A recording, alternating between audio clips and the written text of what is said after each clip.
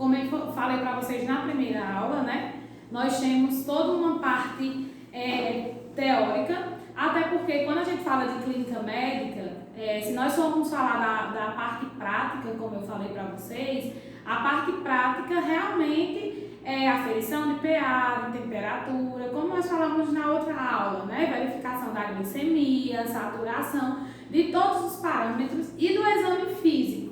Para isso, nós também precisamos, além da verificação desses parâmetros, nós também devemos, saber de algumas patologias clínicas que são caracterizadas como patologias clínicas, tá? Para que nós possamos, por exemplo, observar alguns sinais e sintomas que são característicos dessas patologias, para que assim a gente possa, levantar um suposto diagnóstico daquela pessoa ou um suposto achado, né? Então, para isso nós precisamos saber.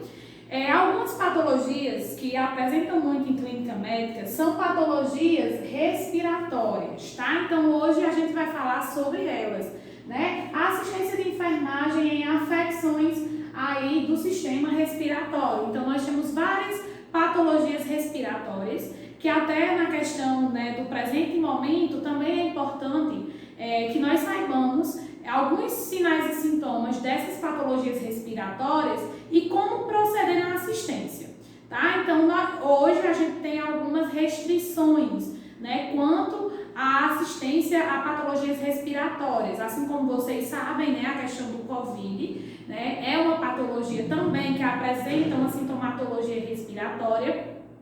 Então, hoje a gente, praticamente todo sintoma respiratório hoje é uma suspeita de Covid. Então, queira quer não, nós temos que ter todos os cuidados.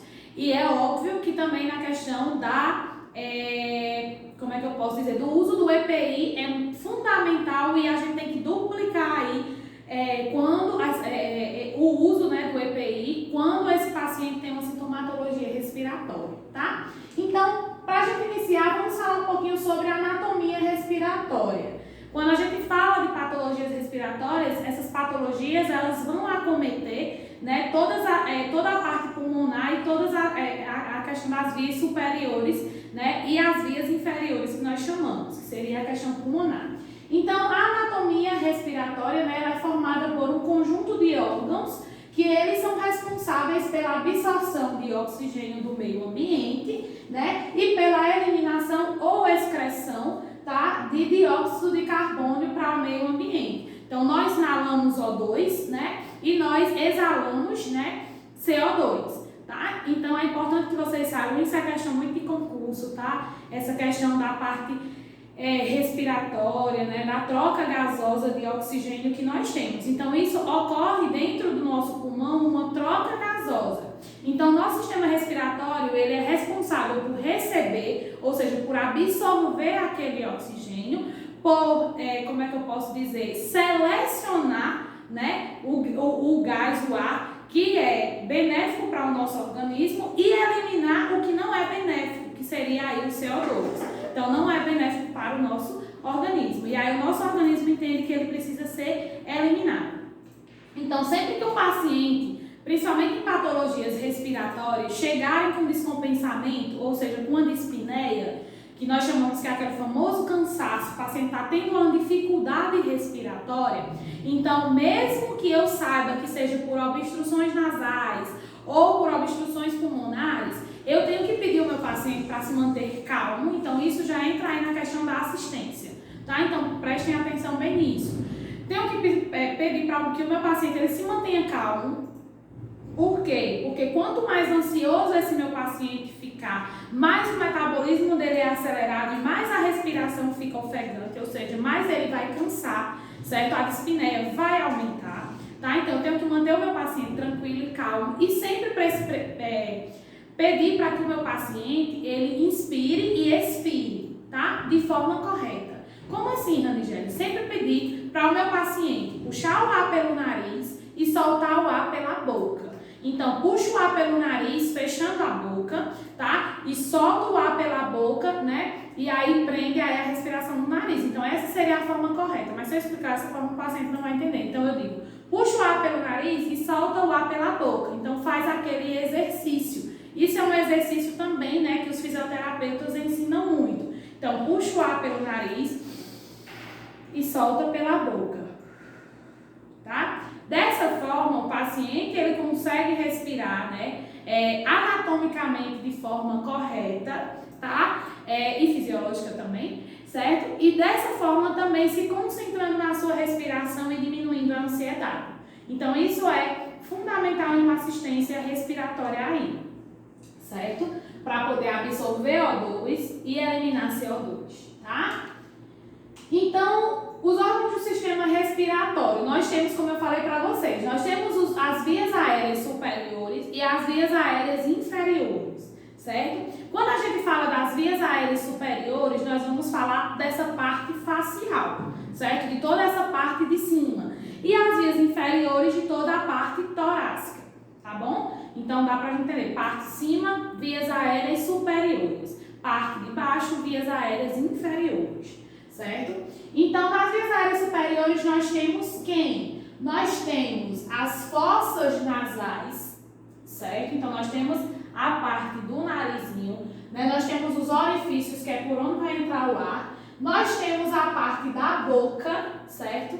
Então, nariz, boca. E nós temos a parte da faringe, que vai ter aqui uma fotozinha mais explicativa. Então, nós temos a partezinha da faringe, certo? Então, nariz, boca e faringe são os meus órgãos, ó, da parte de cima, da parte facial, certo? Então, nós são os meus órgãos, as minhas vias aéreas superiores, os meus órgãos superiores, tá? E nós temos as vias aéreas inferiores, que aí é a parte de baixo, a partir da faringe, abaixo da faringe, certo? Que aí nós vamos ter quem? Nós vamos ter a laringe, tá? A traqueia, os brônquios. Quem são os brônquios, Ranigélia? São as bolinhas, ó, que compõem aqui as arvorezinhas pulmonares, certo? Os brônquios são as arvorezinhas, certo? E os alvéolos são as bolinhas, tá? Como mostra aqui. Então, o que compõe, né, a extremidade e as bolinhas se chama brônquio, que é esse formatozinho de uma árvore. E as bolinhas que compõem a árvore são os alvéolos, tá? E nós temos ainda os bronquíolos, né? Os brônquios, que são as estruturazinhas, né? Os caules. E os bronquíolos, que são a partezinha menor, tá? Os cortezinhos, tá? Então, toda essa formazinha são formadas por alvéolos, brônquios e bronquíolos, certo? E toda essa parte maior, extensa, nós chamamos de pulmão, certo? Então, os órgãos das vias aéreas inferiores são a laringe, a traqueia, os brônquios, bronquíolos e pulmões, tá? Então, essa é a nossa parte anatômica, só para vocês relembrarem a parte de anatomia e fisiologia aí, né, do sistema respiratório. E aí nós entramos já nas patologias, certo? Ranigélia, por que é importante a gente estudar essas patologias? Como eu disse para vocês, para que a gente possa prestar uma assistência à parte sintomática, aos sinais e sintomas, certo? E também ter todos os cuidados. Quando nós falamos, né, em problemas respiratórios, eu sempre digo, para cada patologia, nós vamos ter um cuidado diferenciado.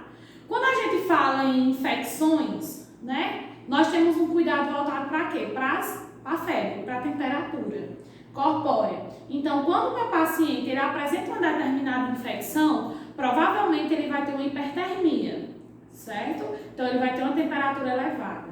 Quando a gente fala em doenças ou problemas respiratórios, nós vamos ter que ter um olhar voltado para quê? Para a questão da saturação e frequência cardíaca. Por quê? A saturação é o que me diz a questão da quantidade de oxigenação que nós temos no nosso corpo, certo? Então, os níveis que a gente vai ter que acompanhar são os níveis da saturação. Saturação rebaixou é sinal de que esse meu paciente necessita de O2, de oxigênio. Saturação manteve normal, então quer dizer que ainda o oxigênio do organismo desse meu paciente encontra-se estável, encontra-se normal. Então ele ainda não necessita de um coadjuvante, tá? Então, para cada patologia, nós precisamos de uma aferição, um parâmetro, quer dizer que quando nós falarmos de problemas respiratórios, aí a gente vai ter que ter o uso de um oxímetro, tá? Porque nós vamos ter que monitorar esse paciente, né, 24 horas, para que nós possamos saber quando a dispneia aumentar, porque tem a dispneia que ela vem associada a uma diminuição de oxigênio e tem a dispneia que não vem, tá? Mas não quer dizer que esse paciente em nenhum momento rebaixe. Então, por isso que esse paciente tem que ser acompanhado e monitorado por meio da saturação. Então, quando a questão dos níveis de saturação diminuem, pode ter alterações de pressão arterial, de temperatura, de pH, porém, né, nós vamos ter que estar aí sempre atentos à saturação e aos outros níveis, um olhar mais diferenciado em relação à saturação, beleza? Então, uma das primeiras patologias clínicas, né, que nós temos muito em clínica médica, principalmente nos estágios, vocês vão ver muito paciente, né, com essa patologia, que é a doença pulmonar obstrutiva crônica, que nós conhecemos também por DPOC, tá? A DPOC ela é muito comum em pacientes fumantes, certo? Ou pacientes que, né, deixaram de fumar, mas que fizeram uso do cigarro, sei lá, por 20, 30 anos, certo? Pode ser fumantes passivos, ativos ou passivos, certo? Então, pessoas que tiveram fumantes na família, conviveu com pessoas que fumavam por muito tempo, então às vezes desenvolve a DPOC, certo? De forma passiva, mesmo não fazendo uso do cigarro em si, mas, né, inalando a fumaça, a nicotina, tá? Então é muito comum. Pacientes também, né, que já têm outras patologias respiratórias, como asma, pode sim também desenvolver uma DPOC, certo? Então ficar com realmente um déficit pulmonar satisfatório, né, que prejudica o dia a dia ou, como a gente diz, a qualidade de vida do indivíduo, certo? Então, é um estado de doença pulmonar na qual o fluxo de ar está obstruído. É constituída pela bronquite crônica, enfisema pulmonar ou asma, tá? Acelera as alterações fisiológicas da função pulmonar que são causadas pelo envelhecimento. A obstrução do ar pode ser reversível ou irreversível, que aí quando se torna irreversível, geralmente ela evolui para uma parada cardiorrespiratória, certo? Então, é a parte da fisiologia, né, da patologia. Ocorre uma obstrução aérea que reduz o fluxo de ar, variando conforme a doença adjacente, ou seja, variando conforme qual foi a doença, né, que, por exemplo, que fez você desenvolver para uma DPOC, certo? A bronquite crônica ocorre o acúmulo excessivo de secreções que bloqueiam as vias aéreas respiratórias aí. O enfisema, né, a troca gasosa, ela é comprometida devido, né, a uma destruição das paredes dos alvéolos. Tudo isso a gente vai ver mais para frente, vocês vão conseguir entender um pouquinho. Super distendidos, né? Os alvéolos eles ficam super distendidos, ou seja, eles ficam grandes, então a quantidade de ar que entra dentro do alvéolo se torna pequeno e aí ocorre um descompensamento. E a asma, né? As vias aéreas elas ficam inflamadas e constrictidas, ou seja, ela diminui de tamanho, ocorre uma constricção e obstrui um fluxo aí do ar. E aí as manifestações que geralmente clínicas que aparecem, né, ou seja, a sintomatologia que aparece em um paciente, né, com doença pulmonar obstrutiva crônica, é geralmente dispneia, como eu disse para vocês, uma dificuldade de respirar, um desconforto respiratório, a tosse, né, o aumento no trabalho respiratório, ou seja, aquela pessoa ela fica sempre cansada e você percebe que ela fica, né? Então você observa que isso é contínuo, tá? A perda de peso, pode acontecer a perda de peso em alguns pacientes e outros pacientes, às vezes a perda de peso não é tão satisfatória, mas ela é característica. Você observa que aquele paciente reduziu, né, a questão da gordura. Então tem pacientes que ficam excessivamente magros, sim, mas tem paciente que apenas perde uma quantidade satisfatória do peso, mas ele não chega a ficar aquele magro, né, como se diz assim, esqueleto, tá? Mas aí vai depender também muito da questão já adiposa dessa pessoa. Às vezes a pessoa já estava com excesso de peso e aí quando diminui não é tão satisfatório para a pessoa, ou seja, às vezes não é visível, certo? Mas você observa que teve uma perda de peso. A intolerância, né, a esforços ou exercícios, por exemplo, a pessoa começa a varrer a casa, fica cansada, né? A pessoa levanta, sai do quarto, vai para a sala, cansa. Então, assim, são exercícios ou esforços pequenos, né, que geralmente não seria comum a pessoa cansar, e aí ela cansa de uma forma excessiva, certo? Ruídos adventícios, né, como sibilos, roncos, estretores, que são sons anormais percebidos na ausculta pulmonar. Então, a partir do momento que você ausculta, você encontra ou o sibilo, né, durante a respiração, ou o ronco, né? Então, você ausculta mesmo aquele som anormal que você observa que não é um som normal pulmonar, tá? Então, os fatores de risco, né, para essa pessoa que desenvolve a DPOC. Exposição à fumaça ou fumo, né, continuar, ou seja, ou continuar com contato com essa pessoa que fuma, ou continuar fumando, isso é um fator de risco. Poluição do ambiente, infecções respiratórias, exposições ocupacionais e anormalidades genéticas. Complicação que pode acontecer, né, podem variar dependendo do distúrbio adjacente, como pneumonia, é muito comum evoluir para uma pneumonia, a atelectasia, pneumotórax, enfisema, insuficiência e falência respiratória, hipertensão pulmonar, né, e outros problemas, né, que são geralmente desencadeados por acúmulos de secreções, né, anormais no pulmão, tá? E o tratamento? O que seria o tratamento? A DPOC ela não tem cura, certo? Então ela tem controle ou pelo menos promover uma qualidade de vida àquele paciente, certo? Então, o que seria, por exemplo, proporcionado a esse paciente? Uma oxigenoterapia, né, o uso de O2. Randigélia, mas esse paciente, já que ele vai ter que fazer uso de O2, ele fica internado para sempre? Nenhum paciente pode ficar internado para sempre, a não ser que a família tenha muito dinheiro para custear isso em um local particular. Até porque pelo SUS ele não vai ficar internado a vida inteira.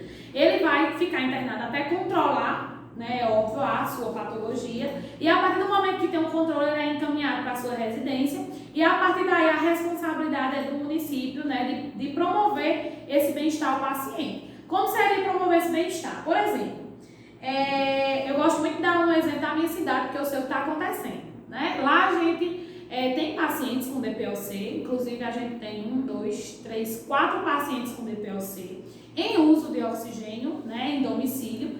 É claro que nós temos uma equipe treinada para, né, fazer a visita, faz a capacitação aos familiares também para o uso de oxigênio desse paciente. Então a gente tinha uma senhorinha que faleceu agora, infelizmente, que fazia o uso contínuo, era 24 horas do dia de O2. Então a equipe ia lá apenas, né, fazer o exame físico e aí ver se ela necessitava o aumento do fluxo ou não, tá? Mas aí ela sempre mantinha o fluxo que foi prescrito pelo médico e aí conseguia controlar e ela realmente conseguiu ter uma qualidade de vida até os últimos dias de vida, tá? Mas aí é ofertado pelo município, né? Tem município que oferta, tem município que a própria família quem custeia, tá? Então varia muito do município, certo? Custear ou não o uso de O2. Realmente é muito caro, mas assim, vai meio a meio, isso são acordos. Então não tem uma exigência 100% que essa pessoa pode cobrar, tá? Mas aí o município pode se custear ou parte ou total do O2, né? Disponibilizando. Ou disponibilizar o cilindro para que a família encha, por exemplo, certo? Então, mas tem como essa pessoa fazer o uso contínuo de O2. A responsabilidade, né, do paciente fica sobre o pessoal de atenção básica e o Melhor em Casa, que é um programa, né, de atendimento em domicílio a pacientes necessitados ou acamados, que a gente chama. E esses pacientes, essa equipe, ela é uma equipe multidisciplinar, certo? Aí vai fisioterapeuta, vai médico, vai enfermeiro, vai nutricionista, às vezes vai até o psicólogo. Então, assim, é uma equipe realmente multidisciplinar que faz essas visitas semanalmente, tá? E o resto dos outros dias aí fica sobre vigilância da atenção básica, tá certo? Broncodilatadores, né, medicações para fazer com que os brônquios eles dilatem e facilitem a respiração, corticoides, reabilitação pulmonar, que aí já entra a questão da parte de fisioterapia, né, com fisioterapia respiratória, componentes educacionais, né, psicossociais, comportamentais e físicos. Exercícios respiratórios, né, para diminuir aí a questão da tosse, né, muitas vezes da secreção, da dificuldade respiratória, retreinamento e exercícios, ensino do paciente e da família, né, tanto aos exercícios respiratórios, como muitas vezes ao uso de oxigenoterapia, como eu disse para vocês.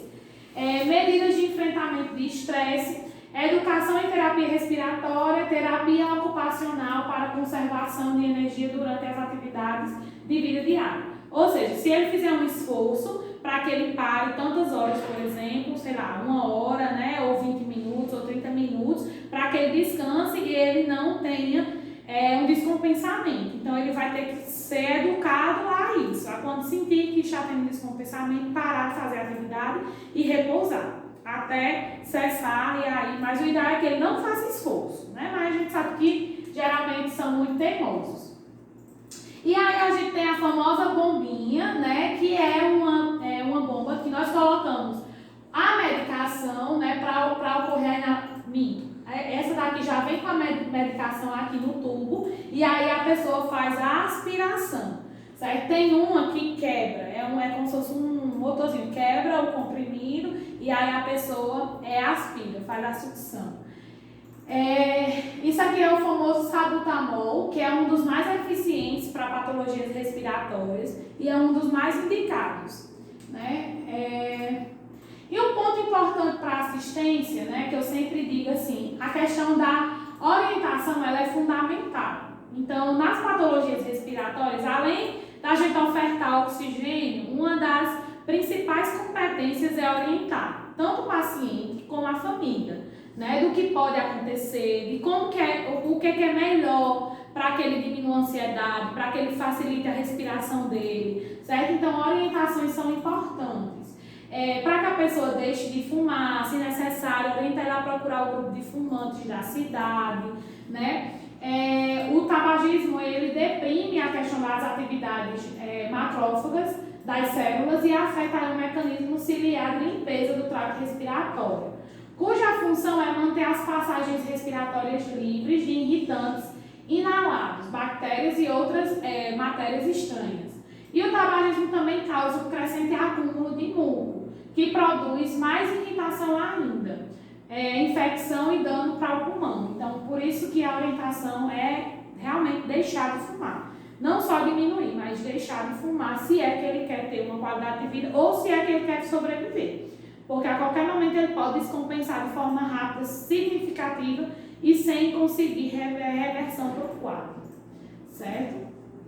Orientar para a questão da vacinação, até porque a imunidade fica muito rebaixada, certo? Em pacientes que têm esses problemas respiratórios. Evitar o contato com alta concentração de pólen, né? Ou seja, de poeira ou de ambientes contaminados, tá? Evitar a exposição a extremos de temperatura, ou seja, tanto de temperatura alta como de temperatura baixa. Não tentar evitar o choque térmico, certo? Por exemplo, viver dentro de um quarto com ar-condicionado e de repente sair, né, para um ambiente muito quente ou vice-versa, tá? Resgate, né, a questão do autoestima e da sensação de limitação e de impotência. Então, porque assim, geralmente esses pacientes, eles ficam com a sensação de que eles não servem mais para nada. Então, é muito importante que a gente diga, olha, você só tem algumas limitações, não quer dizer que você não pode, certo? Você pode dentro das suas limitações, mas que esse paciente ele consiga entender que não é que ele vai ficar um paciente que não serve para nada, que ele entenda que ele serve sim, mas dentro das limitações, tá? Monitorizar a questão do ritmo respiratório, como eu falei para vocês, atentar para efeitos colaterais da medicação, certo? Atentar para sinais de infecção com bactérias, né, ou por vírus, certo? Que agreguem aí o quadro ou aumente o risco, né, de falência respiratória. Oxigenoterapia de oximetria de pulso, né, a questão da verificação da saturação, tá? Cuidados específicos na intubação e ventilação, se esse paciente estiver. Professora, quais são esses cuidados? Pessoal, os cuidados é a questão da higiene, que vocês vão ver, né, fazendo lá no hospital regional, durante os estágios, tá? Porém, essa parte a gente não atenta tanto, por quê? Porque é tanto responsabilidade do enfermeiro, como também é responsabilidade do pessoal de fisioterapia, porque são eles quem geralmente monitoram a questão respiratória, principalmente mecânica. Então, assim, a parte da higiene, vocês vão ver, é cuidados simples, limpar com soro normal, porque a aspiração quem deve fazer é o fisioterapeuta, certo? A aspiração do tubo, tá? Então, é uma coisa que a gente não atenta muito. O estado grave, né, em alterações cognitivas, dispneia, taquipneia e taquicardia, continuar mantendo a monitorização constante desse paciente, certo? Então, assim, nas patologias respiratórias, é como eu disse para vocês, monitorizar a questão da saturação, tá? Frequência cardíaca e pressão arterial, claro, certo? Mas atentem sempre para a questão da saturação, principalmente quando esse paciente disser que está com desconforto respiratório, certo? Para ver se é uma indicação de oxigenoterapia ou não, tá? E aí agora a gente vai falar sobre a bronquite, né? Nós vamos falar sobre bronquite, pneumonia, certo? E a asma. Então é importante que vocês entendam a diferença de um e outro. Até porque a gente acha que é uma coisa de 7 cabeças, mas na verdade a diferença de um e outro é porque um acumula secreção, outro dilata os alvéolos, outro inflama, né, a parte brônquica. Então, quando a gente fala de bronquite é justamente isso, né? Nós vamos falar da parte brônquica. Então, vamos, não sei se tem uma imagenzinha aqui, não tem, mas vamos voltar lá para aquela imagenzinha do começo, que aí para vocês lembrarem a parte brônquica, né? A parte brônquica é a parte do, né, caulezinho, né? E a partezinha das árvores. E esses cortezinhos, né? Que são os bronquíolos, tá? Então, vamos lá.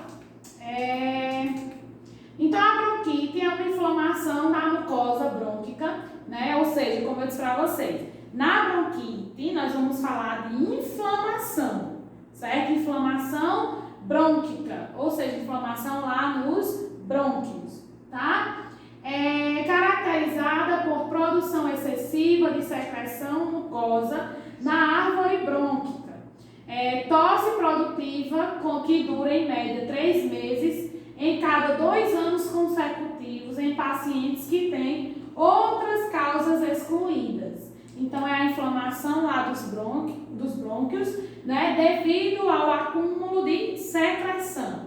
Aí, devido a esse acúmulo de secreção por muito tempo, desencadeia aí uma inflamação que é denominada de bronquite, tá?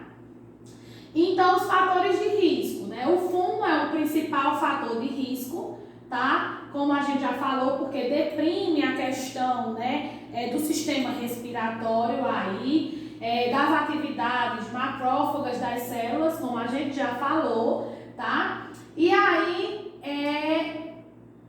também causa a questão do crescimento, do acúmulo de muco, como também a gente já falou. E a inalação da fumaça do fumo também provoca essa inflamação, a poluição do ar, a exposição ocupacional também, tá? E crises, por exemplo, pessoal, eu sempre digo, crises de infecções respiratórias, como por exemplo, gripes mal curadas, certo?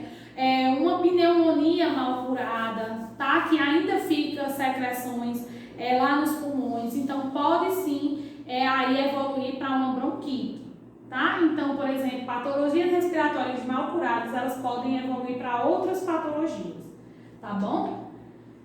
Os sintomas da bronquite é a tosse com produção de catarro, tá? Expectoração espersa e gelatinosa, ou seja, aquela pessoa que você vê que ela tá com o peito chiano, como se diz, tá? Mas ela tá provocando expectoração, ela consegue, como é que eu posso dizer? Tem secreções fáceis, geralmente ela elimina quando tosse, certo?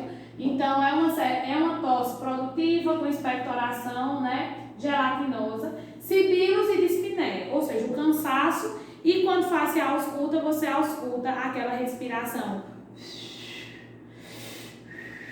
né? Aí ela faz um assoviozinho, né? Então a gente consegue fazer essa ausculta dos pulmões, tá? O diagnóstico geralmente é tanto com exame clínico como por meio de raio-x, certo? E também faz-se aí o examezinho do sopro, né? Que é a espirometria, para saber, né, realmente o déficit respiratório que você está. E aí é onde faz o diagnóstico de uma bronquite, certo? Vamos lá, porque a pneumonia, não tinha, mas a pneumonia a gente já consegue fazer o diagnóstico por meio do raio-x, isso. Aí já a bronquite, como ocorre a inflamação e vai ocorrer uma dispneia e vai ocorrer uma diminuição dos esforços musculares, então tem que fazer essa espirometria para realmente diagnosticar a bronquite. Então só com raio-x a gente não faz o diagnóstico, certo? Então tem que ter os dois exames, tá? Perdão, pessoal. Então o tratamento, né, da bronquite é por meio de broncodilatadores também, para facilitar a respiração, certo? Antibióticos, porque como tem secreção, pessoal, e inflamação, não é só infecção viral, tá? Então, geralmente a bronquite ela é infecção bacteriana devido ao acúmulo de líquido, certo? Então, aí desenvolve por meio geralmente de bactéria. Então, para tratar a bronquite, por meio de antibióticos. Corticoides, que é para diminuir aí a questão da inflamação. Oxigenoterapia, quando esse meu paciente tiver apresentado espinéia, descompensamento, né? Ou seja, uma diminuição aí da saturação. E naloterapia, que seria a nebulização, certo? Então, esse meu paciente, quando cansa, ou seja, quando ele está com muita secreção, além da oferta de oxigênio, o ideal é também nebulizar esse paciente. Aí vamos para as questões, né? Ranigélia, mas a gente está no tempo de pandemia. E aí, o que é que se faz? O que se faz é que o ideal era que todo mundo tivesse um nebulizador em casa, né? Para que esse paciente pudesse fazer o uso dessa nebulização em domicílio. Por quê? Em alguns setores está restrito o uso de nebulização, a não ser que coloque esse paciente em um local isolado para fazer essa nebulização, certo? Por quê? Porque o aerosol, muitas vezes não, né? Vai fazer o quê? A contaminação. Então, se esse paciente, por exemplo, for um paciente que for positivo para COVID, então ele vai estar o quê? Por meio da nebulização, ele vai estar conseguindo contaminar mais pessoas em menos tempo. Então, a nebulização não está sendo realizada.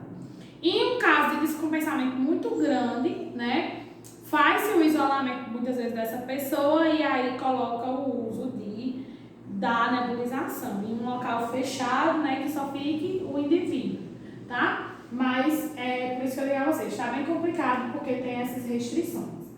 Aí nós agora adentramos, né, a questão do enfisema pulmonar, tá? Então, enfisema pulmonar, né, é a distensão anormal dos espaços aéreos distais aos bronquíolos terminais, com destruição das paredes alveolares. É o estágio final de um processo que progrediu por muitos anos, onde ocorre, né, aí a perda da elasticidade pulmonar. E aí, quando chega esse estágio, né, a função pulmonar, na maioria dos casos, está irreversivelmente comprometida. Como assim, Ranigélia? Por exemplo, a questão da expansibilidade respiratória, né, está comprometida. O paciente ele já não consegue mais respirar por si só, tá? Então, é um estágio geralmente de outras patologias há muitos anos, né, de falta de tratamento muitas vezes, certo? Então esse paciente realmente já está com comprometimento praticamente 75%, certo? E muitas vezes esse comprometimento não tem mais como solucionar. Tá? Então, os alvéolos, eles mudam a aparência, né, em doenças pulmonares. Aqui a gente tem 3 alvéolos. O alvéolo do meio é um alvéolo sadio, um alvéolo que só está entrando ar e saindo ar, certo? Se a gente tivesse umas setinhas aqui, ia estar as setinhas como? Entrando e outras setinhas saindo. Por quê? Porque o ar, ele chega aqui, circula e ao mesmo tempo ele é eliminado, tá? Aqui nós temos um alvéolo com uma pneumonia, que nós vamos falar mais pra frente, tá? A pneumonia é o acúmulo aí, né, de secreções, seja elas sanguinolentas, seja elas purulentas, tá? Nos alvéolos. E aí ocorre o acúmulo de secreções nessas paredes alveolares, causando aí muitas vezes edema, né, e muitas vezes o alargamento, né, o distendimento do alvéolo. O aumento do alvéolo, certo? E aqui nós temos um alvéolo com enfisema pulmonar. Observem o sadio, que ele é bem fechadozinho, ó. Estão vendo? É bem fechado. Então, quando a gente fala de enfisema pulmonar, a gente fala da destruição dessas paredes fechadinhas.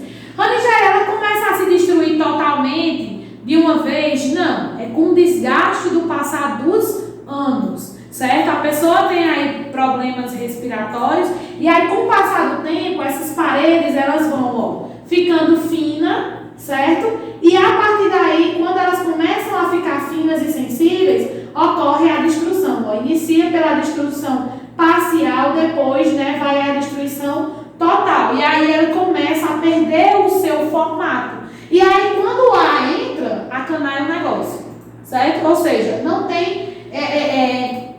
como se diz, um fluxo normal. Então entra muito ar e fica muito ar na cavidade, porque o ar vai ficar circulando por esses espaços. E aí, ele, como ele está vendo que está tendo espaço, o ar, ele não sai, ele entra. Mas aí a quantidade de ar que é eliminada é menor. Então, aí ocorre esse descompensamento, certo? As causas, a principal também é o fumo, é o cigarro. A maior parte das patologias respiratórias são desencadeadas do fumo, tá? É desencadeada do cigarro. Pode também ser por predisposição familiar, né, para alguma anormalidade já de família, seja de enzimas, de proteínas, entre outras. Sensibilidade a fatores ambientais, pessoas que são alérgicas, né, à poeira, pessoas que já têm sinusite, pessoas que já têm, sei lá, asma, tá? Então, são pessoas que aí já têm algumas alergias, também têm uma sensibilidade, certo? E aí a questão da obstrução aí aérea, né? Ela é causada por a inflamação, como a gente falou, da mucosa brônquica. Produção excessiva de muco também ocorre. Perda de retração elástica das vias aéreas, colapso dos bronquíolos e redistribuição aí do ar para os alvéolos funcionais.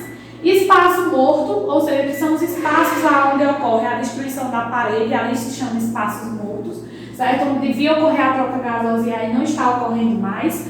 Comprometimento da disfunção de oxigênio, hipoxemia, ou seja, diminuição, né, de oxigênio aí nos tecidos e no cérebro, tá? Casos graves, como a eliminação de dióxido de carbono comprometida, ou seja, ocorre a diminuição dessa eliminação, aumento da tensão de dióxido de carbono no sangue arterial. E aí ocorrendo aí uma hipercapnia. Hipercapnia que nós chamamos de acidose respiratória, que é dióxido de carbono no sangue quando vai fazer... Agora eu esqueci o nome, gasometria, lembrei. Quando se faz a gasometria, aí é detectado, né, um aumento aí de dióxido de carbono aí no sangue arterial, certo? E aí nós chamamos de hipercapnia, que aí nós chamamos de acidose respiratória, certo? Sinais e sintomas que aparecem, né, a dispneia lenta e aí progressiva, ou seja, que não passa, né, essa dispneia, tosse, anorexia e perda de peso, infecções respiratórias frequentes, tempo expiratório prolongado e tórax em barril, ou seja, aquele tórax bem distendido devido principalmente à dispneia, ao cansaço, e à produção também de secreção. O tratamento também é com bronquidilatadores, com antibiótico, corticoide, oxigenoterapia e inaloterapia, ou seja, nebulização. Os tratamentos geralmente para todas as patologias respiratórias vão ser os mesmos, certo? E aí a gente já adentra aí a questão de quem? Da asma, né? A asma também é uma doença inflamatória crônica de vias aéreas, resultando em hiperatividade destas vias, ou seja, edema de mucosa e produção também de muco. A inflamação é difusa e leve, há episódios recorrentes dos sintomas. Ocorre o quê? Ocorre uma diminuição do calibre dos brônquios e bronquíolos devido a broncoespasmos, ou seja, devido aos edemas que surgem, e à produção de muco. Difere de outras patologias pulmonares, obstrutivas, por ser um processo irreversível, com tratamento, ou de forma espontânea. Acontece em qualquer idade, sendo a doença crônica mais comum na infância. Pode ser incapacitante ou levar até a morte nos casos mais graves. E assim, pessoal, a asma, quando ela é tratada, ela tem cura. Professora, mas ela pode voltar? Pode. Porém, certo? Ela é uma das patologias respiratórias que a gente falou até agora, que ela é reversível. Crianças que têm asma na infância, quando bem tratadas, durante as crises, certo? Essa criança, provavelmente na vida adulta, ela não vai vir a ter, crises recorrentes.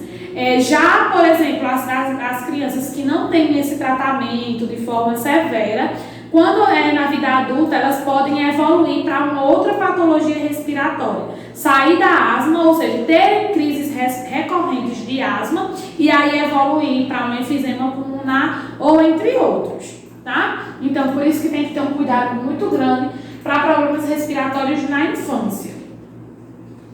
A via aérea respiratória normal aqui em cima a gente está observando. Aqui embaixo a gente está observando. Isso aqui é uma via aérea normal, tá? Observem que a liberação do brônquio é grande, dispersa. Já aqui nós temos um brônquio, e os bronquíolos aqui, certo? Com obstrução. Observem, a presença de secreção de muco e ao redor da parede a inflamação. Faz com que diminua aqui, observem o espaço, e devido ao muco também faz com que o ar, quando for entrar, ele seja barrado. Então, ocorra uma restrição, certo? Devido à inflamação e à produção de muco.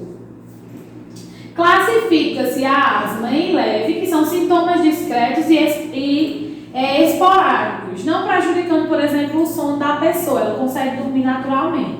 A moderada, ela apresenta dispneia e tosse. E a grave, que são sintomas que podem tornar diários, e atividades físicas limitadas. Que a grave é quando, por exemplo, com tudo a pessoa fica cansada, ela tem a produção excessiva de secreção, a obstrução nasal, ela é frequente, então a pessoa não consegue dormir, tanto pelo cansaço como pela obstrução das vias aéreas, então já é uma forma mais descompensada, tá? Outros sinais e sintomas que podem surgir é a tosse, um enrijecimento do tórax, sibilos durante a ausculta, dispneia, cianose, quando a obstrução ela fica muito grande, então quando compromete muito a questão da respiração, então a crise é muito forte de forma grave, taquicardia, sudorese, ansiedade e agitação devido ao paciente querer respirar e não conseguir, certo? Os fatores de risco. A alergia é o principal fator, predisponente à exposição crônica a irritantes aéreos ou alergénicos, condições ambientais, odores fortes, estresse, sinusite, desgaste emocional, a questão do uso do tabaco, do cigarro, evolui para o estado asmático, como crises graves e persistentes que não respondem à terapia convencional, ou seja, o paciente já faz uso, né? Um deles é o Aerolim, que é muito utilizado em crise asmática. E aí a pessoa faz o uso, mas mesmo assim não cessa a crise ou não diminui, né, os sinais e sintomas apresentados. Aí a pessoa tem que ir, né, procurar ajuda. Quando está na clínica médica, geralmente esse paciente está em uso de quê, professora? Geralmente usa-se muito, durante um quadro de dispneia, a hidrocortisona. Tem até aqui. A não sei se está dando para vocês verem direitinho, ó. A tá? Ela é em massa, deixa eu virar aqui, ó. Ela é em massa, certo? Professora, ela aqui é 500 miligramas, geralmente a gente usa em adulto, a de 500 miligramas, tá? E em criança, aí varia, porque às vezes o médico pede 100 miligramas, aí a gente tem outra hidrocortisona que tem a de 100 miligramas. Se pedir 200, a gente dilui duas. Ou às vezes eles pedem 250 miligramas, a gente dilui essa ampola toda e aspira só a metade, certo? Professora, quanto é que geralmente a senhora dilui essa injeção? Se ele prescrever endovenosa, geralmente a gente dilui para 10, tá? De água destilada. Se ele pedir intramuscular, a gente dilui para 5, certo? Então, assim, como ela é em massa, geralmente quanto mais dilui para fazer a aplicação, principalmente intramuscular, melhor. Só que, como vocês sabem, o glúteo só suporta até 5 ml, então a gente não pode ultrapassar a quantidade de 5 ml, certo? Então, mas aí eu gosto de diluir. Tem colegas que gostam de diluir em 4, porque dizem, não, tem a massa e completa os 5, né? Já eu prefiro diluir nos 5, né? Eu acho que fica bem mais diluído, certo? Então, essa é uma das medicações mais utilizadas para crises aí de dispneia, certo? Desconforto respiratório. Hidrocortisona de 500 miligramas para adulto, tá? E para criança vai depender do peso, tudo isso. Tratamento, né? Como a gente já falou, broncodilatadores, antibióticos, corticoides, oxigenoterapia e inaloterapia, certo? Prevenção e orientação para essa pessoa com crise de asma: não fumar, evitar mudanças bruscas de temperatura, evitar sair de casa com o tempo muito frio, evitar contato com pessoas portadoras de doenças respiratórias, tomar de 6 a 8 copos de água por dia, controlar-se emocionalmente e evitar a inalação de inseticidas, né, ou desodorantes, tintas, entre outros, que possam irritar a questão do trato respiratório, tá? Cuidados de enfermagem, né, na bronquite crônica, no enfisema pulmonar e na asma. Então, são cuidados, né, hospitalares que são, como é que eu posso dizer, comuns, né, em todas essas patologias que nós falamos até agora. Que é a questão do repouso, tá, no ambiente. O ambiente também tem que estar limpo e organizado. Incentivar a ingestão de líquido, manter o ambiente calmo e tranquilo, verificar e anotar a temperatura desse indivíduo de 4 em 4 horas, porque como a gente já falou, né, na bronquite, na verdade em todos, vai ocorrer inflamações, então pode ocorrer a hipertermia, certo? Além do descompensamento de saturação, pode ocorrer hipertermia. Então, sempre em patologias inflamatórias, nós temos que verificar a temperatura. O ideal de 4 em 4 horas ou de 6 em 6 horas. Vai dar também da rotina hospitalar, da verificação dos parâmetros vitais, certo? Incentivar o paciente a evitar de fumar, evitar o ar poluído de atividades físicas, umidificar o ambiente de repouso com O2 ou com H2O, fervente, para o ambiente não ficar tão frio, usar lençóis de papéis na eliminação de secreções, oferecer uma dieta nutritiva, geralmente é dieta livre, não tem restrição, administrar a aerosoterapia, né, ou seja, por meio de nebulização ou entre outras prescritas pelo médico, distantes das refeições, e administrar a oxigenoterapia quando necessário ou quando prescrito pelo médico, tá? Então, todas essas patologias que nós falamos até agora, né, esses são os mesmos cuidados, tá? A verificação dos parâmetros e aí, geralmente, conforto para o paciente em um ambiente que não esteja tão frio, nem tão quente, né, apropriado. E aí nós vamos falar da pneumonia, que é uma patologia também muito comum, tanto em crianças como em idosos, certo? Na clínica médica a gente vê muito mesmo, tá? Então a pneumonia é uma inflamação do parênquima pulmonar causada por vários tipos de micro-organismos e agentes químicos, né? Nós temos as pneumonias virais, nós temos as pneumonias bacterianas, então varia muito, tá? Professora, qual é a pior? Não tem a pior, né? Mas uma delas, assim, geralmente a bacteriana ela é mais resistente, então é mais difícil, o tratamento é mais prolongado, certo? A inflamação do tecido pulmonar, né, ocorre e espasmos de paredes alveolares líquidos presentes nos alvéolos. Então aqui nós temos um alvéolo normal e aqui nós temos um alvéolo com pneumonia. Então é o acúmulo de secreção aí nos alvéolos, tá? Fazendo aí uma diminuição também, né, da expansibilidade torácica. Micro-organismos como bactérias, né, microbactérias, clamídias, micoplasmas, fungos, parasitas e vírus podem desencadear pneumonia, tá? A pneumonia também pode se resultar da aspiração brônquica, né, de líquidos como alimentos, vômitos, entre outras, inalação de alguma substância tóxica ou causística, né, fumaça, poeira ou gases, complicação de imobilidade ou doenças crônicas. Os tipos, né, nós temos a lombar, que acomete parte de um ou mais lobos, tá? Nós temos lobos, aí vocês sabem, né? Nós temos os lobos, certo? 2 lobos, né? Então, ela pode acometer tanto os 2 como um lobo, tá? 2 lobos. Cadê? Nós temos a broncopneumonia, né, que é distribuída de forma macular, ou seja, originada em uma ou mais área localizada dentro dos brônquios e estendendo-se para as paredes pulmonares adjacentes. Ou seja, geralmente pode ocorrer só, né, o acúmulo. Vamos voltar aqui. Em determinada parte, ou seja, só em alguma parte do brônquio, então não se estender para o lobo todo, certo? E aí ela pode ser só broncopneumonia, né?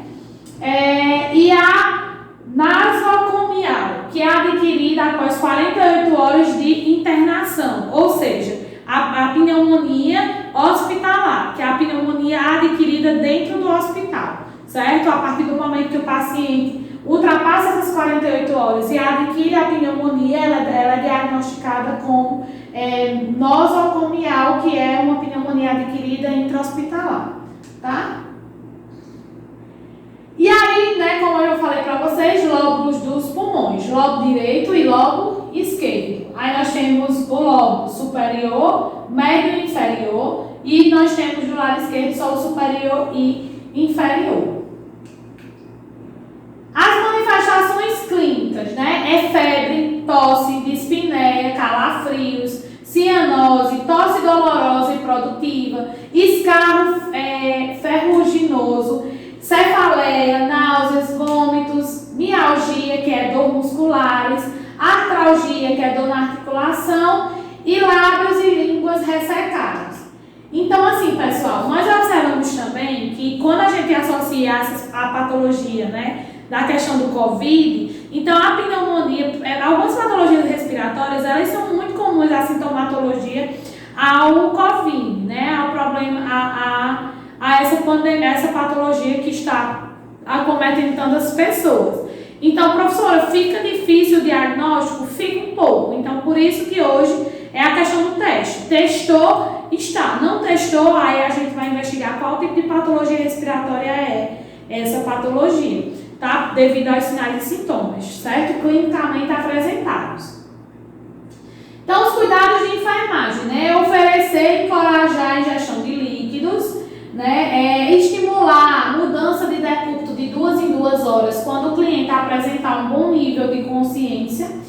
Caso esse paciente não tenha consciência, a gente que faz o movimento, né, da mudança de decúbito. Encorajar a mobilização no leito e a atividade física conforme, né, tolerada pelos esforços, certo? Às vezes o paciente não consegue fazer nenhum esforço.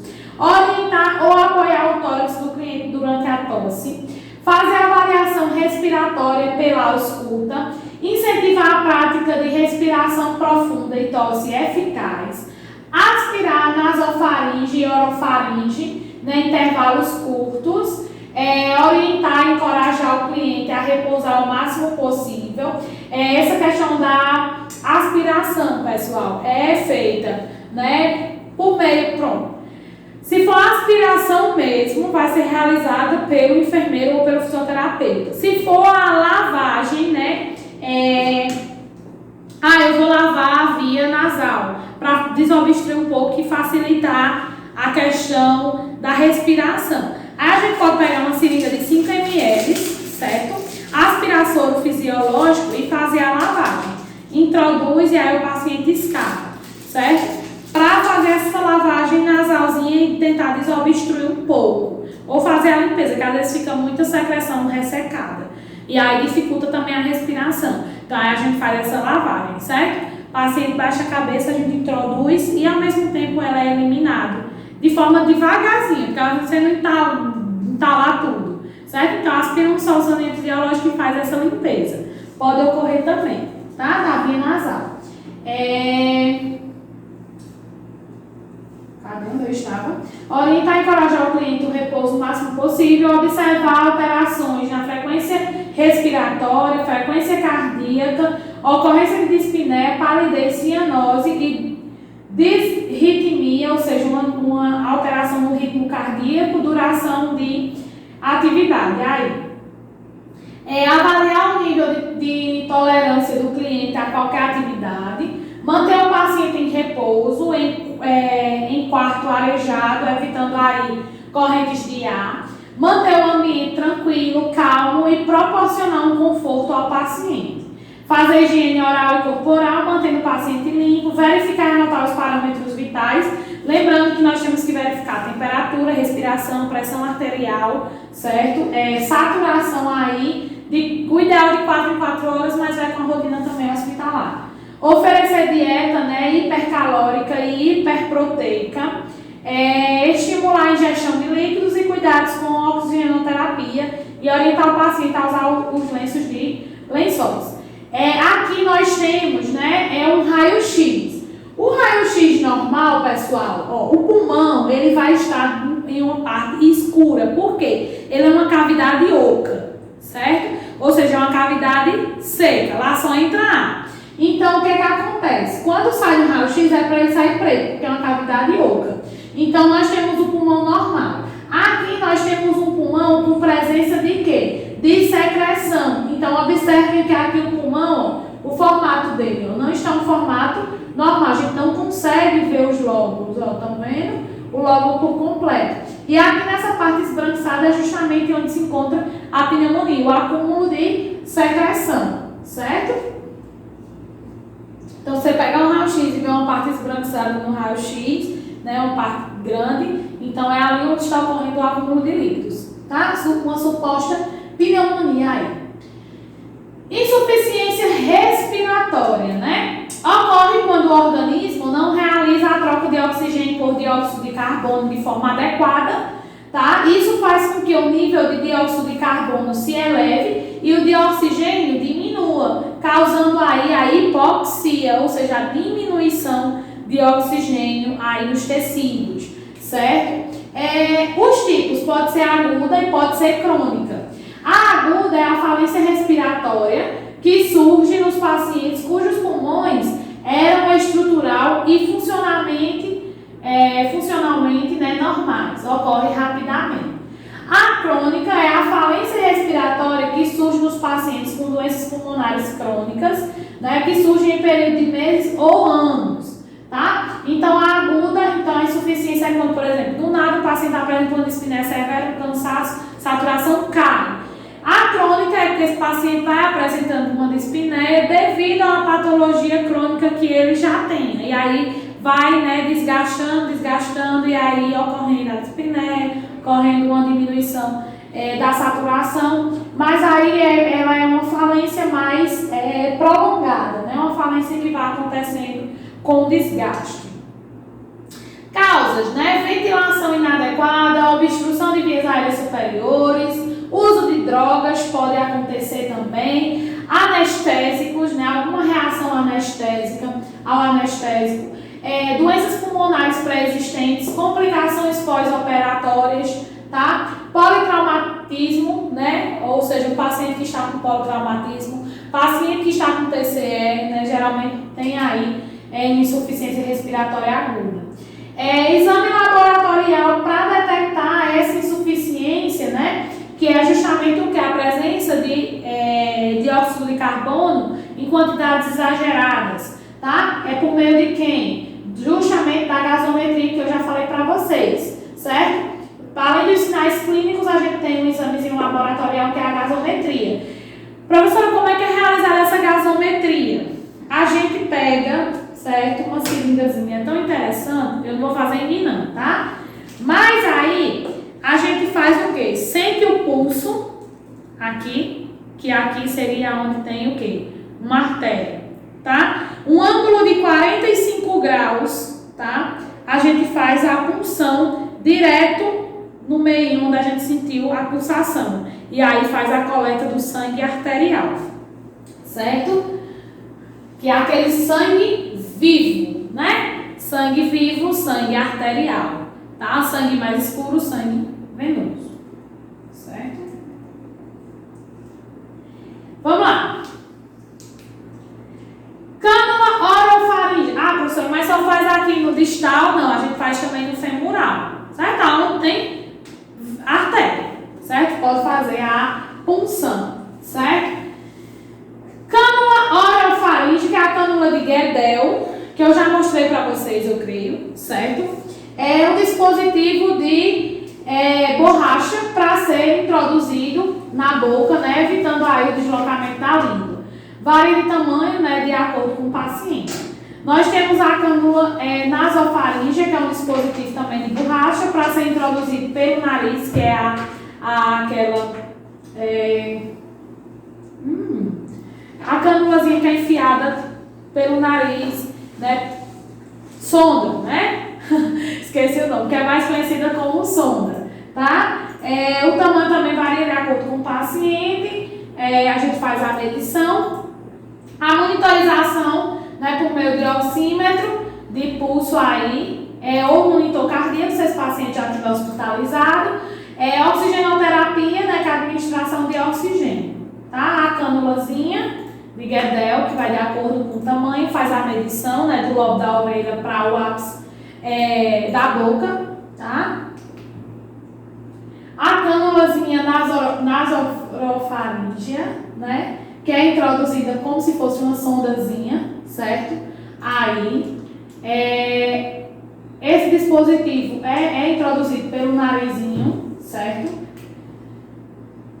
O método de administração de O2, eu já falei até para vocês na aula de urgência também, né? Nós fazemos uso tanto com catéter nasal, como nós fazemos uso com máscara, com reservatório. Vai depender da quantidade de oferta que o paciente necessita, tá? Se o paciente necessita até 6 litros por minuto, nós podemos utilizar o catéterzinho, que é aquele que põe no nariz o dispositivozinho. Se o paciente precisar mais de 6 litros de oferta de oxigênio, nós fazemos o uso da máscara com reservatório ou da máscara de Venturi. A máscara de Venturi, né, vai depender da oferta para a gente utilizar esse conectorzinho. Cada conector ele tem uma cor, certo? E a oferta de oxigênio. Se o paciente precisar de 24% de oferta de oxigênio, a gente usa o azul, né? Que aí pelo fluxômetro vai ser aí 3 litros. Se for amarelazinha, dá uma oferta de 28%, que vai ser até 6 litros. O branco oferta até 8 litros, o verde até 12, o rosa e o laranja oferta até 15 litros por minuto, que dá uma oferta em média de 50% a 40%. Sim, aí é composto pela máscara, pelo látex, nezinho,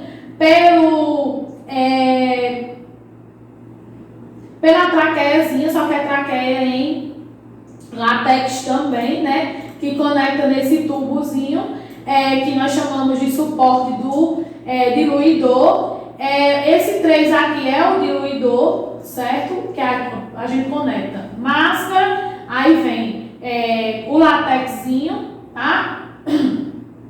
O latex, aí vem o diluidor aqui no latex, esse suporte do diluidor que é conectado, né? Pra quê, Nigéria? Para poder a gente conectar por último o latex nessa pontinha e aí conectar no cilindro de oxigênio, certo? Então ela fica, vocês podem observar que ela fica compridinha aqui, conector, aí esse conectorzinho vem que vai entrar aqui no suporte e conectar nesse bicozinho. E a outra parte a gente vai conectar direto no cilindro de oxigênio, tá? Ou seja, lá no fluxômetro.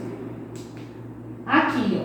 Aí a gente vem e conecta o latexinho aqui, tá? Aqui é o catéter nasal, certo? O catéter nasal a gente conecta em um latex transparente ou um latex desse mesmo, certo? Desse que está mostrando aqui. E aí a gente vai conectar aqui no umidificador. Isso aqui é um umidificador, fluxômetro, e aqui o relógio que vai dizer quanto eu tenho de oxigênio. E aqui vai ser a oferta que eu vou dar, né, para o paciente, certo? Aqui, ó, no hospital nós vamos ter mais ou menos um suporte desse, que é canalizado, é o O2 canalizado. Aqui eu vou ofertar oxigênio, aqui já está conectado para ofertar nebulização, certo? Então, Nigéria, por que a nebulização está aqui no oxigênio e não está no... Porque justamente pacientes com problemas respiratórios, a gente nebuliza ele por meio de oxigênio. Aí a gente está tanto ofertando o oxigênio, como ao mesmo tempo a gente está nebulizando o paciente, certo?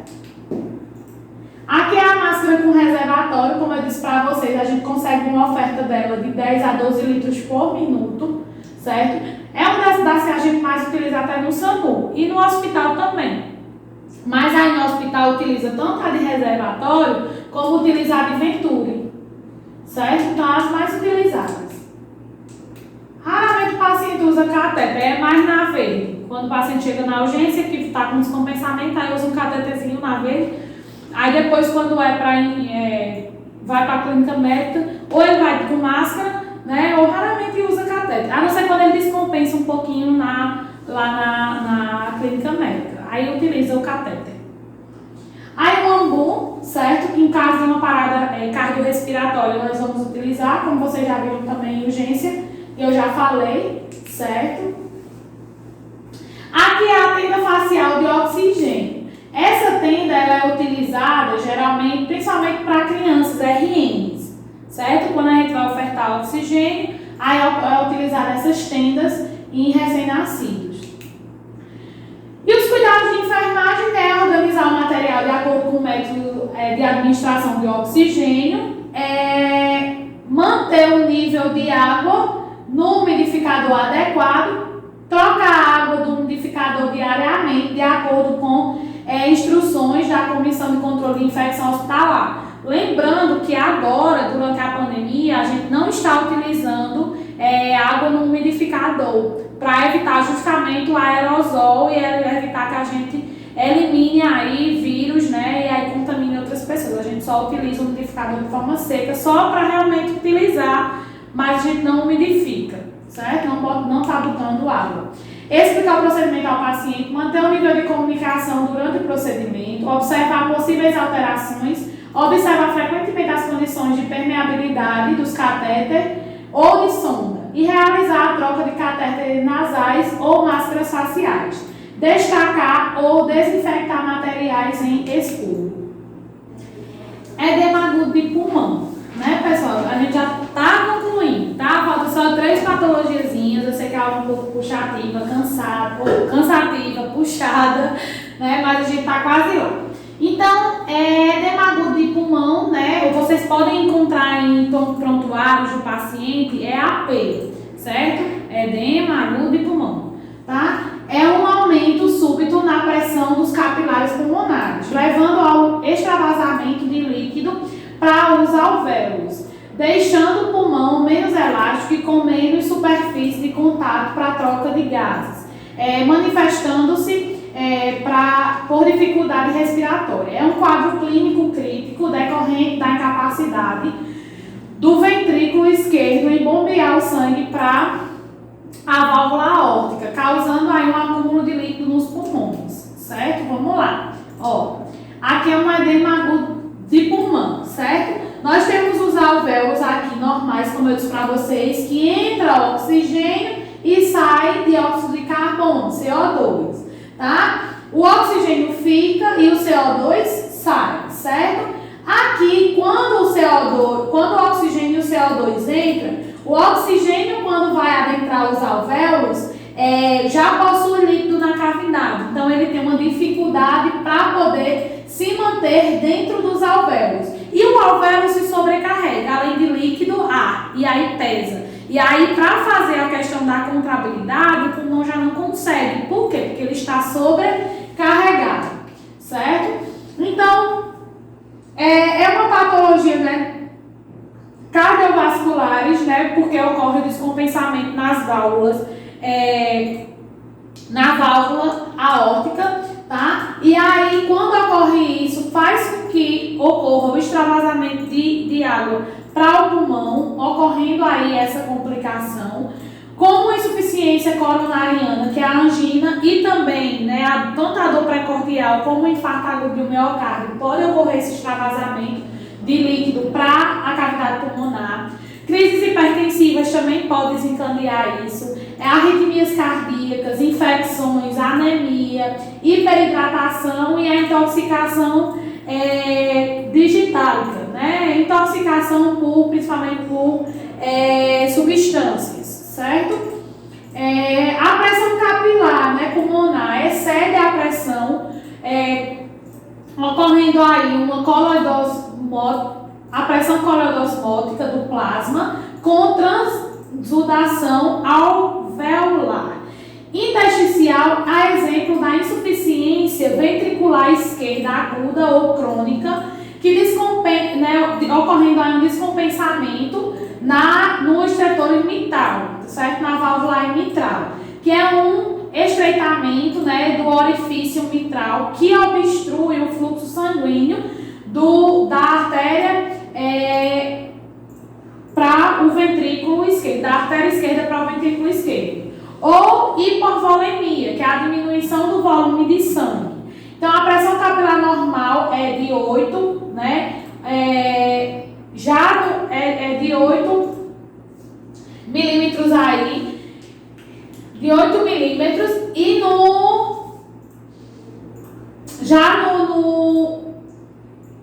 esqueci o nome agora, né? No efizema aórtico pulmonar vai de 25 a 30 miligramas. Então, vocês observam que ocorre um aumento considerável, tá? No efizema aí agudo de pulmão. Então, quando ocorre esse aumento da pressão, então a pressão normal no alvéolo é de 8, certo? E aí, quando ocorre, né, a questão do acúmulo de líquido, ou seja, quando ocorre o efizema pulmonar, essa pressão ela aumenta de 8 para 25 a 30, certo? Então, vocês observem que é um aumento considerável, certo? As manifestações clínicas que podem acontecer é a dispneia, a tosse, produzindo escarro espumoso e tingindo muitas vezes de sangue, tá? Aquele escarro que é uma secreção sanguinolenta, tá? Aspecto rosado, taquicardia, pele cianótica, fria e úmida, inquietação e ansiedade. Na radiografia, como eu disse para vocês, vai apresentar o quê? Espaçamentos esbranquiçados. Por quê? Porque está vendo que tem algo ali no pulmão, né? Esse esbranquiçado pode ser qualquer tipo de secreção, de água, a secreções purulentas, a sangue, tudo vai ser apresentado na imagem por meio do esbranquiçamento no raio-x, certo? Deixa eu fechar aqui. Pronto. O tratamento pessoal, nesses estágios, né, é utilizar medicamentos diuréticos e medicamentos para o desconforto, para a dor, que o paciente vai sentir muito desconforto, muita dor. Então a gente utiliza morfina e ainda utiliza medicamentos diuréticos, que quanto mais esse paciente eliminar, melhor. A infusão, né, de líquidos vai ser geralmente para manter, né, o acesso vai ter que ser super, hiper, mega lento, uma gota aqui, outra lá na China, só para manter o acesso. Mas aí o paciente vai ter que infundir vários medicamentos diuréticos para que ele elimine o máximo de secreções e substâncias pela urina, né, possíveis, tá? Os cuidados de enfermagem. É fundamental que a equipe de enfermagem mantenha-se ao lado do cliente, demonstrando segurança e monitorando os aspectos essenciais para que o mesmo saia da crise rapidamente. Esta ação garante eficiência e eficácia, né, aí na terapêutica, que está baseada nos seguintes aspectos: manutenção do seu conforto, colocando em posição elevada para diminuir a questão do retorno venoso e proporcionar o máximo de expansão pulmonar. Sempre colocar o paciente em posição de Fowler, posição sentada, sabe? Com a cabeceira elevada. Monitorização dos parâmetros vitais, administração de oxigenoterapia e de medicações, manutenção da via venosa periférica, né, com gotejamento mínimo, como eu disse para vocês, bem lento, o máximo possível, e monitorização do fluxo urinário, para saber tudo que está entrando e tudo que está saindo. Derrame pleural, né? Já no derrame pleural, a gente tem um acúmulo também anormal de líquidos no espaçamento, aí diferente de ser os alvéolos, é no espaçamento pleural. O que é o espaçamento pleural? Deixa eu ver se eu tenho. Isso, tem uma imagenzinha aqui. O espaçamento pleural, pessoal, é uma membrana. A pleura é uma membrana que reveste o pulmão. Então, esse espaçamento, existe um espaço entre o pulmão e a pleura, que é a camada que reveste. Essa cobertura, né, ela, quando ocorre o derrame pleural, é o acúmulo de líquido entre o pulmão e essa membrana, tá? Normalmente, somente uma pequena quantidade de líquido separa as duas membranas da pleura. Pode ocorrer o acúmulo de uma quantidade excessiva de líquidos por muitas razões, incluindo a insuficiência cardíaca, a cirrose hepática e a pneumonia. Outros tipos de líquido que podem se acumular no espaço pleural incluem sangue, pus, líquido leitoso e líquido rico em colesterol. O sangue no espaço pleural, que nós chamamos de hematórax, geralmente é decorrente de uma lesão torácica. Raramente um vaso sanguíneo rompe-se e drena para o interior do espaço pleural, ou da dilatação de uma porção da aorta. O aneurisma da aorta, que nós chamamos, que é quando ocorre essa dilatação. Drena sangue para o interior do espaço pleural. E o líquido pleural acumula-se quando a sua formação excede a sua absorção. Então, esse acúmulo, ele ocorre. Pode ocorrer tanto entre as pleuras, excesso de acúmulo de líquido aqui na cavidade da pleura, como pode acontecer o excesso de acúmulo entre o pulmão, que é a segunda camada dessa pleura, que é o que tem um contato direto com o pulmão, que nós temos a cobertura visceral interior e nós temos a cobertura exterior, que é a parte externa. E tem ainda uma membranazinha que ocorre de forma interior. Então, pode ser entre esses dois espaços intercostais, certo? Aqui, ó.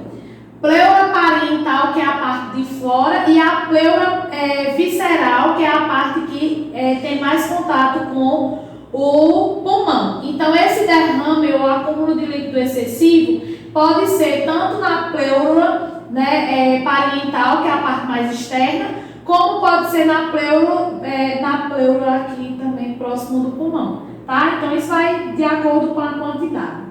E aí, mas ocorre esse acúmulo de líquido entre a pleura e o pulmão, certo? Sintomas e diagnósticos. Os sintomas mais comuns, independente do tipo de líquido presente no espaço pleural ou da sua causa,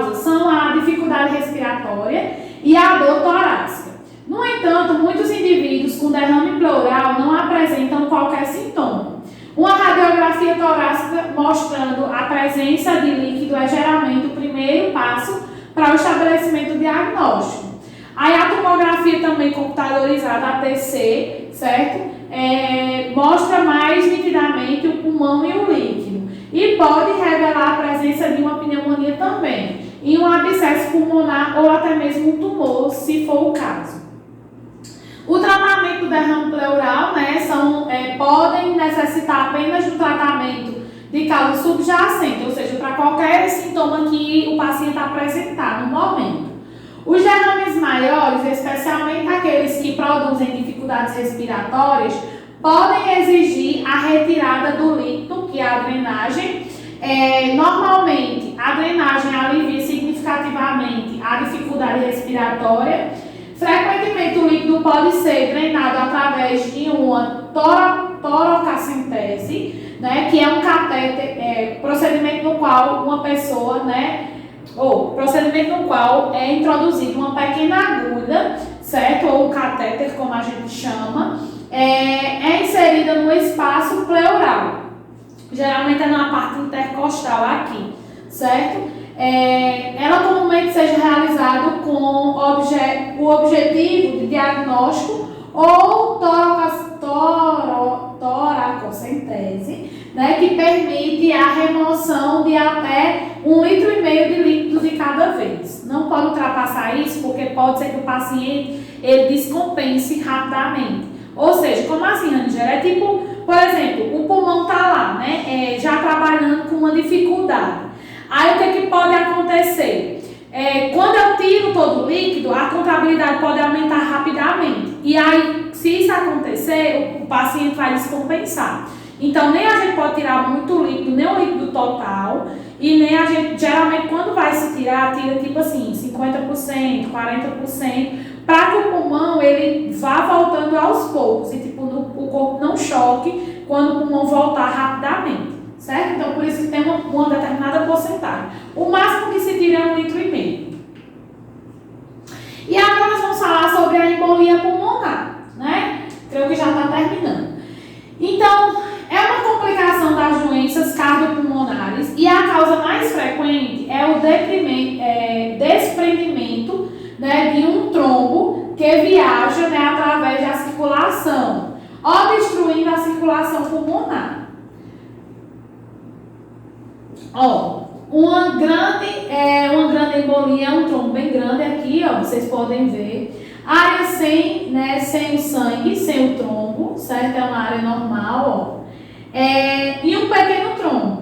É um trombozinho pequeno. Então, tem eles pequenininhos, tem eles grandes. Então, esse trombo pode viajar pela circulação de forma normal e aí rapidamente ser enviado, às vezes, para o pulmão. E aí ele chega lá no pulmão e obstrui, Aí nós chamamos de embolia pulmonar. Quando um trombo, ele chega até a parte pulmonar e aí ele obstrui a passagem, seja de um alvéolo ou até muitas vezes de um brônquio, tá? Bolhas de ar, gotas de gordura ou fragmentos de tumor e ainda imobilidade no leito através, que estão associados a esta doença. Forças mecânicas como movimentos musculares súbitos, mudança de velocidade do fluxo sanguíneo podem ocasionar a desintegração e o desprendimento desses trombos das paredes dos vasos sanguíneos. Esses êmbolos são então transportados pela corrente sanguínea, extravasam o coração e atingem o leito vascular pulmonar, até que se alojem em um vaso ou não, lhes permitindo a passagem. O efeito final depende do tamanho e do número de êmbolos.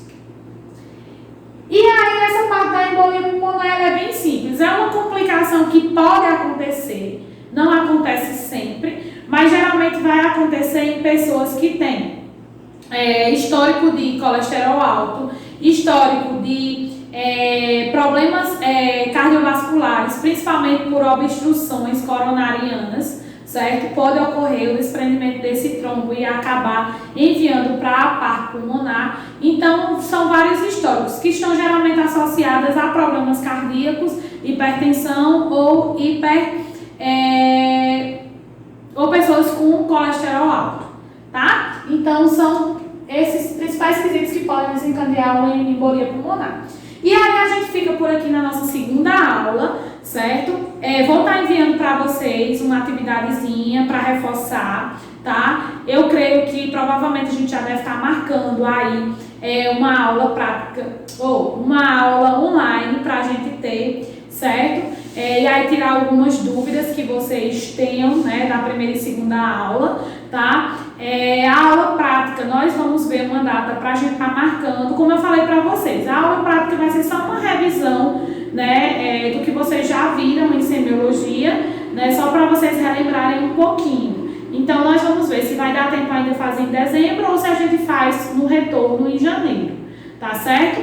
Então, fiquem com Deus, um forte abraço para vocês. Qualquer dúvida, eu estou no grupo do WhatsApp respondendo todas as dúvidas para vocês, tá? Então, um super beijo, tchau, tchau, fiquem com Deus.